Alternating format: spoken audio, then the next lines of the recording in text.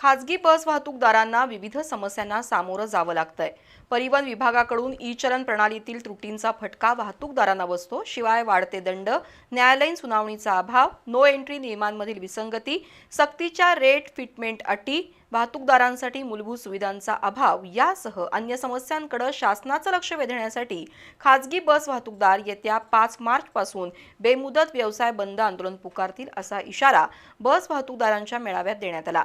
कोल्हापुरात शनिवारी रात्री याबाबतचा मेळावा पार पडला। टँकर, बस, टॅक्सी आणि ऑटो वाहतूकदारांच्या विविध गंभीर आणि प्रलंबित प्रश्नांसंदर्भात महाराष्ट्र ट्रान्सपोर्ट ॲक्शन कमिटीच्या वतीनं मेळावा घेण्यात आला। कोल्हापुरात झालेल्या मेळाव्याला बस वाहतूकदारांची उपस्थिती होती। कोल्हापूर जिल्हा बस वाहतूक संघटनेचे अध्यक्ष सतीशचंद्र कांबळे यांनी विविध समस्या मांडल्या। ई-चलन प्रणालीतील कायदेशीर आणि तांत्रिक त्रुटी तातडीनं दूर कराव्यात, बस वाहतूकदारांची कालबाह्य प्रकरणं रद्द करावीत, चालकाच्या गुन्ह्यासाठी वाहन मालकाला जबाबदार धरण्याची पद्धत बंद करावी यासह अन्य मागण्या मांडण्यात आल्या।